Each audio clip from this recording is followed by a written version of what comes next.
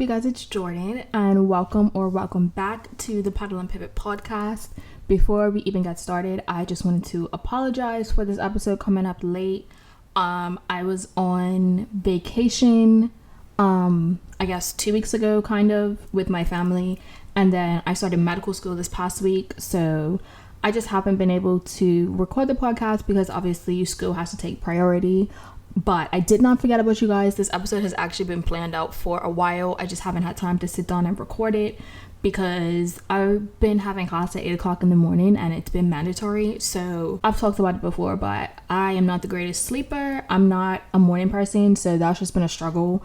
And I've just been trying to work on that instead of having time for the podcast. But hopefully I'll be able to get into a better routine and then just go from there. I will try to keep you guys updated on my socials about if I'm gonna miss episodes or anything like that, but it's just been hectic this past week. Just with starting medical school, I'm so happy to be in medical school. It doesn't even feel real, but that's just where I've been at.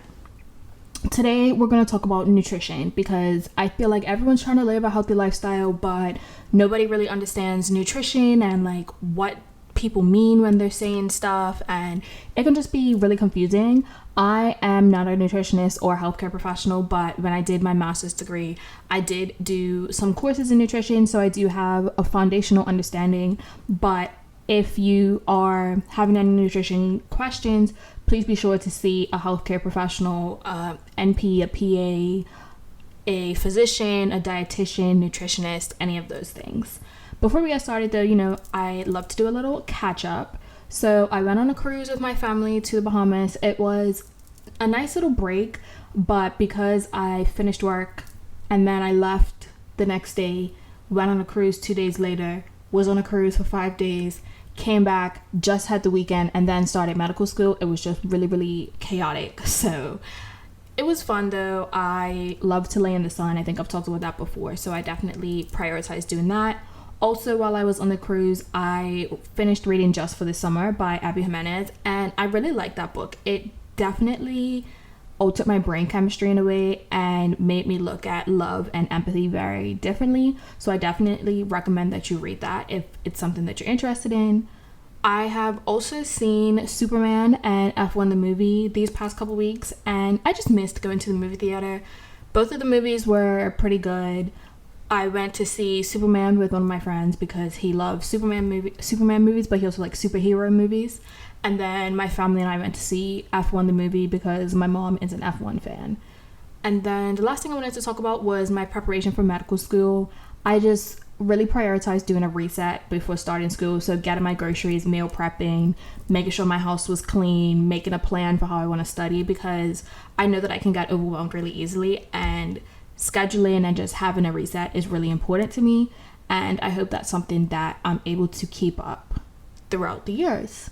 But without any further ado, let's get into our little intro segments. This is season 1, episode 21, which is Nutrition 101. So class is officially in session, if you will.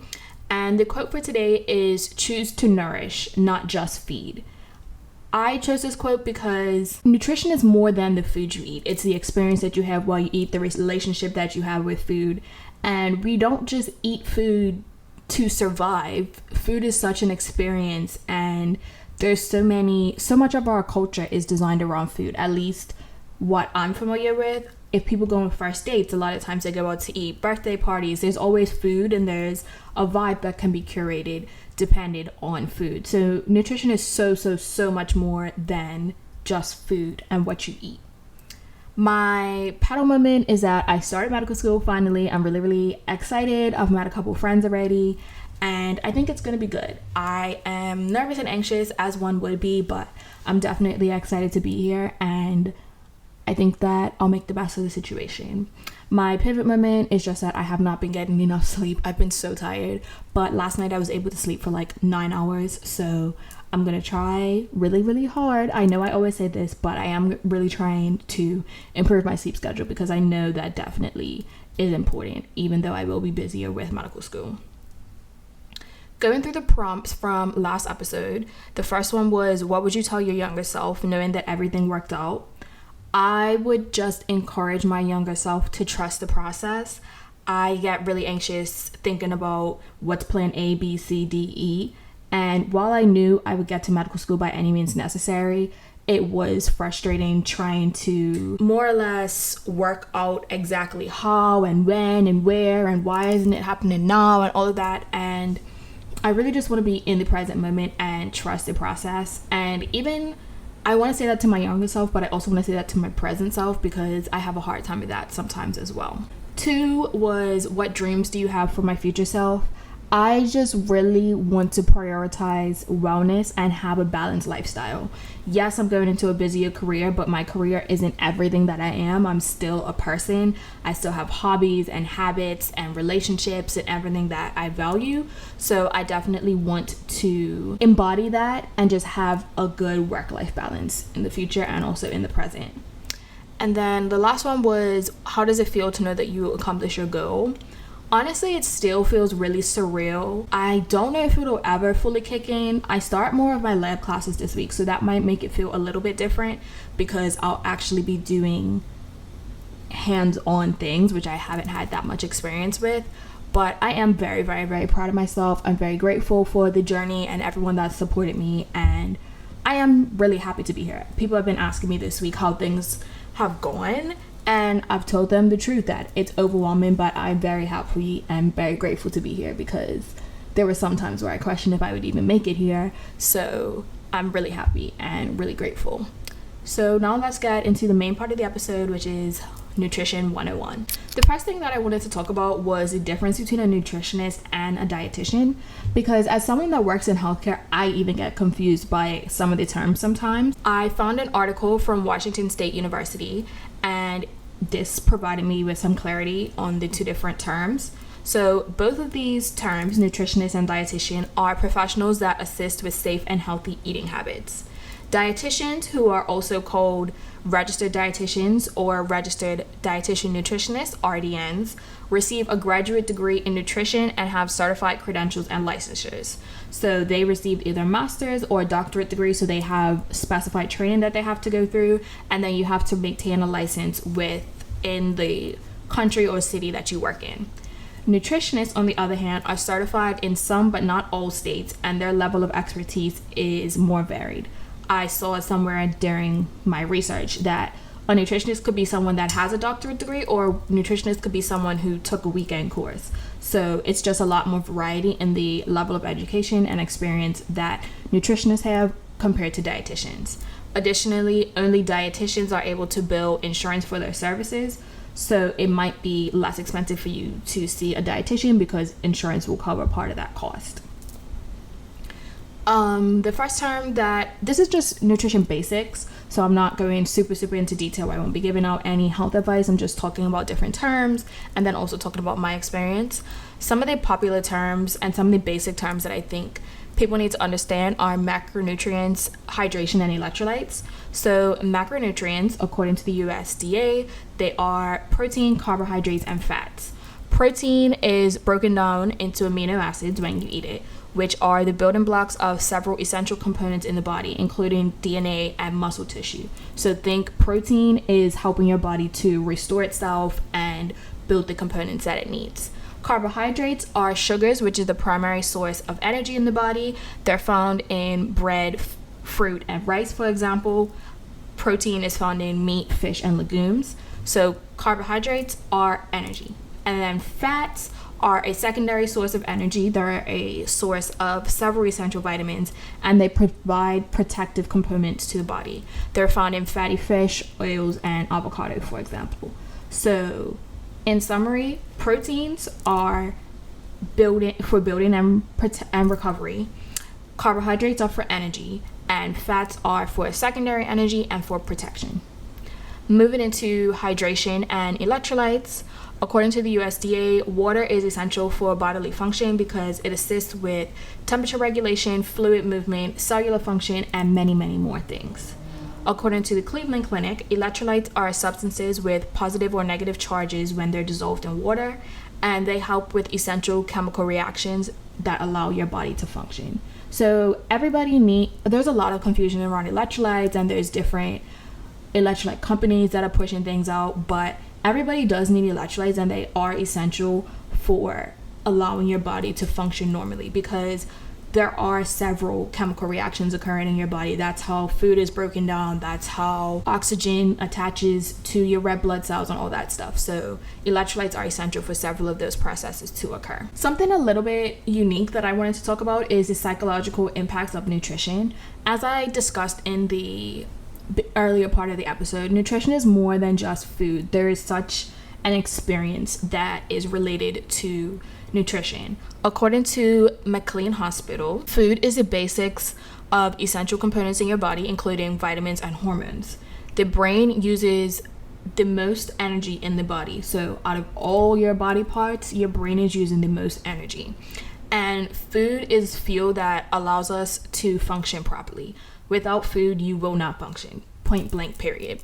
Several studies have highlighted the particular relationship between the gut microbiome and brain function, which in layman's terms, that means the different, because there's healthy and unhealthy bacteria. There's healthy bacteria that lives in your stomach, and depending on different levels of your healthy bacteria and all of that, it can impact your brain function and different psychological disorders. There are more and more studies that are finding a connection between mental health and nutrition. This doesn't mean that eating quote unquote clean will cure a mental health disorder, but it could be part of a management plan. Lastly, trigger warning about eating disorders, but a large component of eating disorder treatments do involve psychological management. I had a lecture in one of my classes about eating disorders, and she talked about the importance of those patients in treatment having psychologists and psychiatrists as part of their care team for management. I wanted to break down some hot topics that I've seen on social media. The first one is ultra-processed foods. According to the National Library of Medicine, foods that have ultra-processed foods are foods that have undergone extreme levels of manipulation before consumption. The NOVA classification system describes foods based on different levels of processing. So there's ultra-processed, and then there's also like minimally processed foods. One thing that I want to make sure that people understand is that all processing of food isn't bad. Sometimes it's used to fortify foods with nutrients that populations last, or to make food last longer, because we don't all have the ability to get fresh fruit every single day. So sometimes processing is necessary for us to be able to have food supply that's not rotten. And then also an example of fortified foods is a lot of milk and cereals are fortified with nutrients that it's hard for people in a certain area to get naturally from their foods. Additionally, sometimes processing leads to poor nutritional content or manipulates your cravings and satiation, which is why negative outcomes can occur. For example, if you think about a bag of potato chips, if you converted that to the amount of potatoes that it is, you would never eat that many potato chips, that many potatoes, but you can eat a giant bag of potato chips in one sitting. That is due to processing, and that's where some of the negative outcomes can occur. The second thing that I wanted to talk about was supplements. According to the FDA, dietary supplements are non-food substances designed to provide specific nutrients in varying forms, such as pills or liquids, but they're not regulated by the FDA and often have less research backing than medications. While supplements are great for filling nutrient gaps, it's typically recommended to eat a balanced diet containing several vitamins and minerals whenever possible. And micronutrients are vitamins and minerals that are essential for bodily function, but in smaller quantities than macronutrients. We can do another episode on nutrition if you guys are interested, and I can break down some of these concepts a little bit more. The next popular term that I wanted to talk about is intermittent fasting. According to Johns Hopkins, intermittent fasting is an alternate method of calorie restriction that became popular as individuals struggled with strict calorie counting or restricting certain food groups. It can take different forms, including alternate day fasting, specific eating windows, etc. It primarily focuses on when to eat instead of what to eat, which is what differentiates it from a lot of other methods. There are several benefits to intermittent fasting, including increased fat burning and protection against several chronic diseases.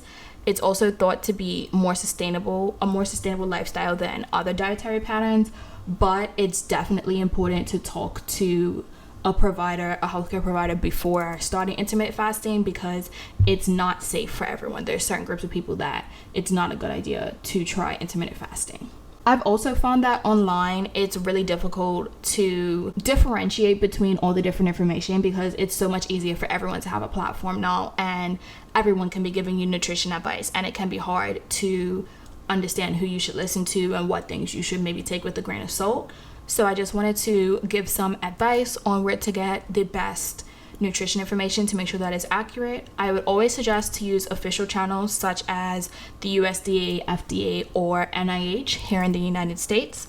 I would also suggest that when you get information from influencers or other online personalities, be sure to verify their credentials. So if someone says that they're a physician and you want to know if that information is credible, I would recommend Googling that person. If you see that they work at a university or something like that, that adds more to their credibility than just their word of mouth.